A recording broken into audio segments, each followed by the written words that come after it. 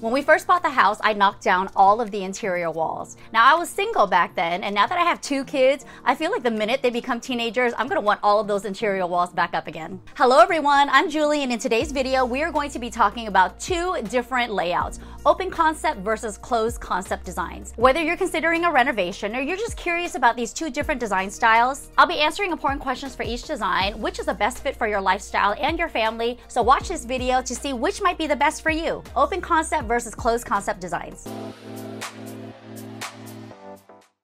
What exactly is open concept versus closed concept layouts? Open concept is exactly what it sounds like. It's completely open. There's no interior walls that separate the living room from the dining room from the kitchen. Open concept layouts create a very spacious and fluid environment. You can see from one room into the next. If I'm standing in the dining room, I can see my living room and the kitchen. There are no interior walls that separate these common spaces. Now, on the flip side, closed concept layouts are really just segmented rooms. You have a kitchen that is enclosed within walls. You have a formal dining room that is separated from a formal living room. Now, a traditional closed layout doesn't have to be formal at all. It really just depends on your style. The differences between the 2 layouts is that open concept has no interior walls that separate the common areas, whereas closed concept layouts do. Now, what they have in common is that all of the interior rooms and the bathrooms have walls. Open concept layouts have a more modern and contemporary feel to the home. There's a lot of light that flows in through the spaces. Since there's no interior walls, all of that natural daylight that filters through the space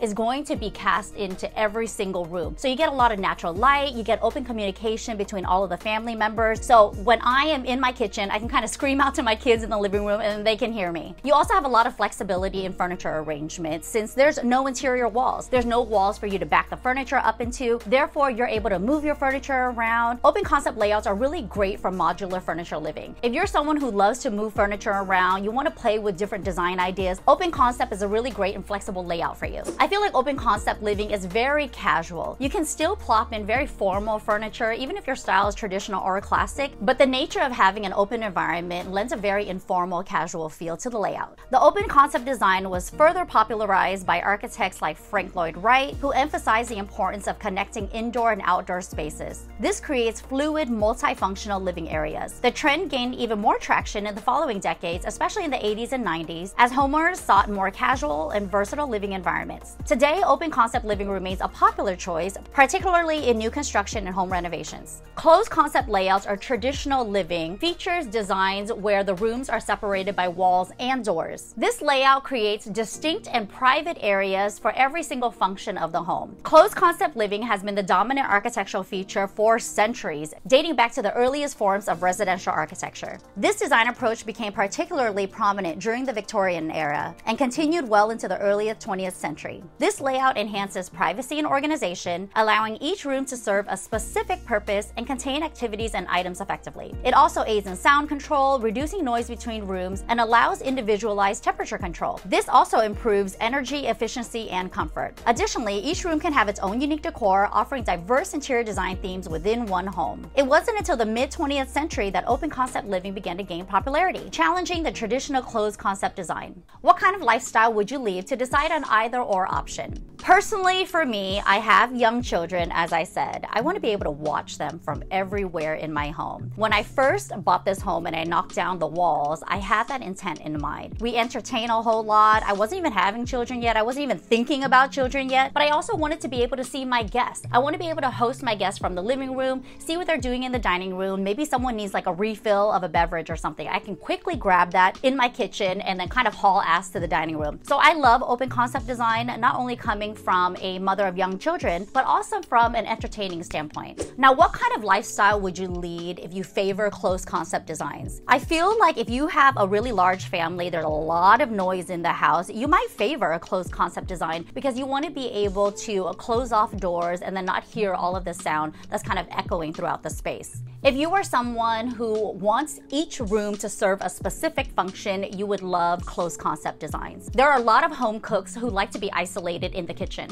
They don't want that smell kind of wafting through the air. They don't want their living room to smell like yesterday's dinner. They don't want their guests to see the mess that they've made in the kitchen. That's why people want to close the doors and have all of these walls erected. You know, you don't want to see what's happening in other rooms. If you have a household that's full of teenagers, they kind of like their own separate spaces. They might be on their headphones, they're kind of glued onto their tablets. They want privacy, but they also still want to be engaged in the family environment. So that's when a traditional closed design could benefit the family and the users of the space. You might be a single who's living in an apartment full of roommates. In that case, if you have an apartment, you might not even have a choice. All studio apartments have an open concept layout. You know, you kind of walk into the space, here's the dining area, here's the living area, here's a small little kitchen. You are forced to use the common areas together, and then you kind of retreat to your own private spaces. But when you are ready for your first home or a home that you're looking to rent, you always want to keep the functions of each space in mind. Like I said, back in the day, you know, traditional design all had walls. They all had doors. Now there's new developments. I mean, they're a dime a dozen. I have probably like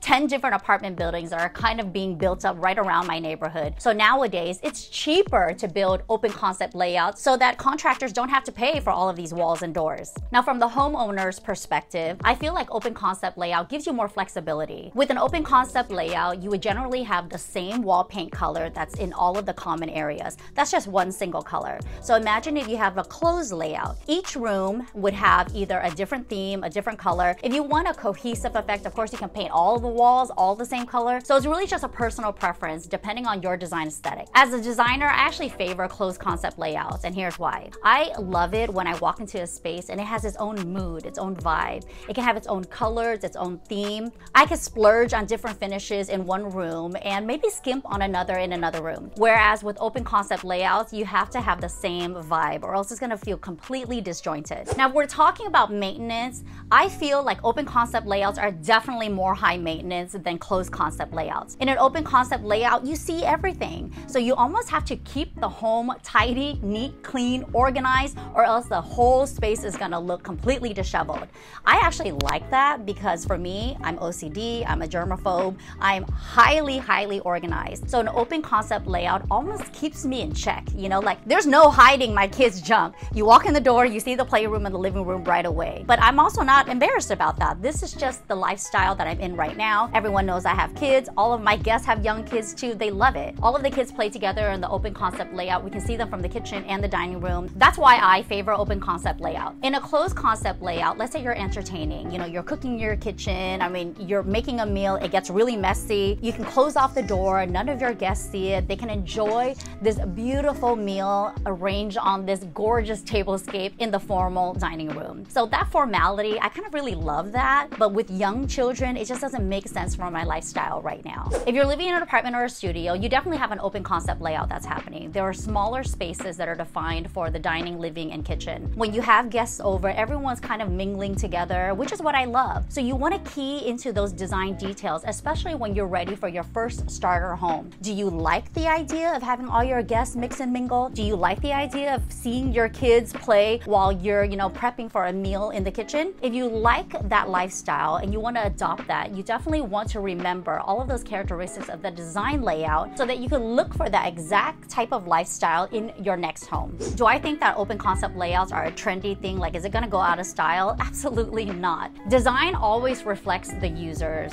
Users' tastes change. I feel like interior design always follows lifestyles, needs, and changes. There will always be a need for both open concept layouts and closed concept layouts. It's up to the homeowner or you to determine which is the right fit for you, and you can seek out these properties with these layouts in mind or be prepared for a renovation. Which of these options is a safer choice? That really just depends on how creative you are. I think the safer choice is probably closed concept design, because a closed concept design, you can actually design one room at a time, right? Let's say you only want to focus on the kitchen. You're doing a kitchen renovation, but your dining room and your living room are still a little dated, and that's okay because your kitchen is the star of the show. Now, on the flip side, if you had an open concept layout design and you wanted to renovate the kitchen, I mean, you can't have this like lackluster old dining table and your living room looks like it was plucked out of like a 70s catalog, right? You want everything to feel modern and updated at the same time. So you might be spending a little bit more money to update an open concept design versus a closed one where you can just do one room individually at a time. I love it when I walk into a space and it feels different. You know, it has a different color. I like to be transported with moods from like space to space. Maybe your living room is like casual, it's fun, it's quirky, and then you go to the dining room, it's a little bit more formal, it's sexy, it's moody. So it really just depends on your lifestyle and your design intent. If you have an open concept layout, it's almost as if you have to like pick these keywords or a mood so that all of the common areas in the space always feel the same. You want bright, airy, vibrant, alive. Then you're probably gonna go with like a brighter color palette versus if you wanted like a moodier space. But remember that you could elicit those feelings of excitement in a common area and then reserve the moodier areas for the bathrooms or the private bedrooms. I'll be showing you a series of images and I almost want you to give me like your gut reaction, like your visceral reaction the minute you land on this image. Like, do you like it? What do you like about it? Do you not like it? Is this not for you? Okay, let's start with our first slide. When you see an open concept space like this, what is the first thing that you notice? One of the first things that my eyes draw to is how cohesive the design is. Since there are no interior walls, no division of space, everything has to be really cohesive in order to display a really fleshed out design. You have the same color story that's carried on from the small living area to the open concept dining room and all the way into the far kitchen. You'll see all of the similar tones that are used throughout the space. This is a cool interior versus a warm space. You'll know that because they use dominant colors of greens and blue in this space. Although it's a fairly neutral space, you have to have the same wall color, you have the same flooring material, you have the same ceiling that carries you throughout the entire space. So you'll see that there's not a whole lot of design going on here. It's really minimal, it's really beautiful, it's a cohesive design, but to me it almost lacks some sort of dynamic style. Although it's a very calming and peaceful design, I get like a very zen vibe from this space. It's lacking a wow factor, something that's really going to stop me in my tracks and makes me feel as though I know exactly who lives here. Now let's take a look at this kitchen in a closed concept design. The first thing that I notice in this kitchen is the use of color. I love color. I don't shy away from color. I love that they used a really beautiful saturated burgundy on the cabinets, and they kind of used a pale muted pink lime wash that's on the walls for the backsplash and the interior walls of the kitchen. Now, can you imagine committing to this color and carrying it throughout an entire open concept space? You really had to be married to the color in order to love it and to carry it through the whole home. But the thing that I love best about closed concept designs is that you could have a particular concept or a theme in mind for one individual room. You don't have to carry it from room to room. Let's say the kitchen is this bold wash of color, and then all of a sudden you're traveling to the dining room, which looks like a totally different space.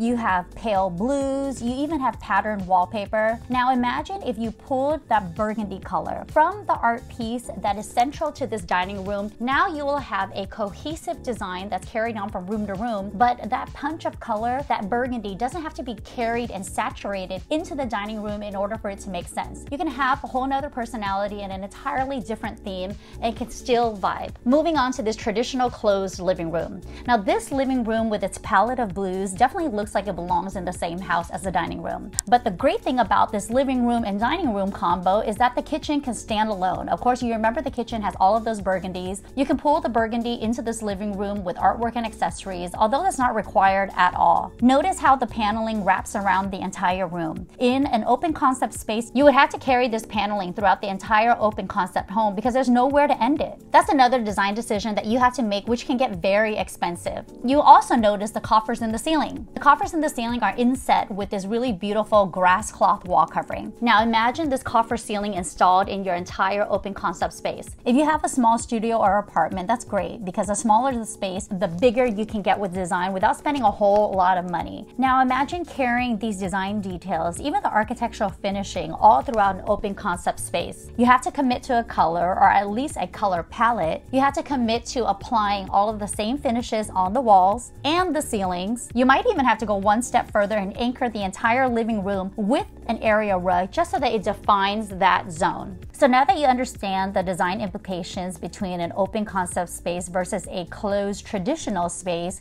which one do you think suits your lifestyle best? Keying into some of the design details that you love from each of these interior spaces will give you a greater idea of what to choose for your space when it comes to open concept layouts versus closed concept designs. Remember that nothing is permanent. If you knock down some walls because you wanted an open concept layout and now the kids are all grown up and you want to build up these walls again, you can. There's no interior design rule that says every move you make has to be permanent. That is the beauty of interior design. You can always change your mind.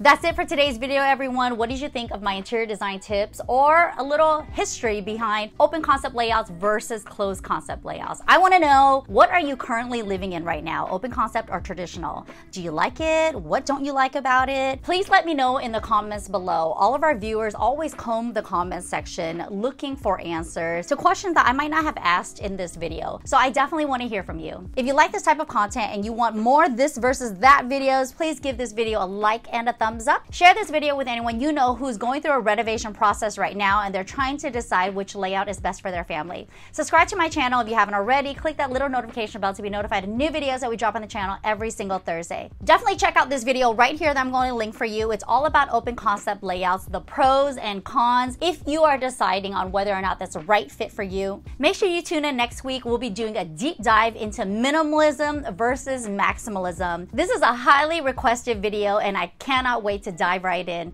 Thank you so much for watching, everyone. I'll see you in the next one.